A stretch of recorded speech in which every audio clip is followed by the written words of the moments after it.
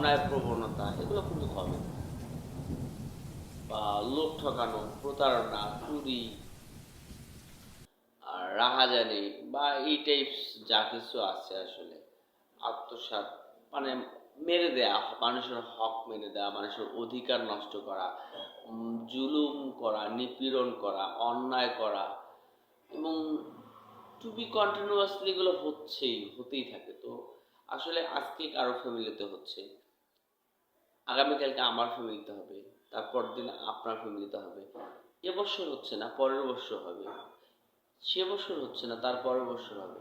তো আমরা শুধু পত্রিকায় যে নিউজগুলো দেখি এগুলো কিন্তু কোনো না কোনো ফ্যামিলির ঘটনা। তো এই ফ্যামিলির ঘটনাগুলো যখন আমাদের নিজেদের জীবনে কানেক্ট করব, আমরা যখন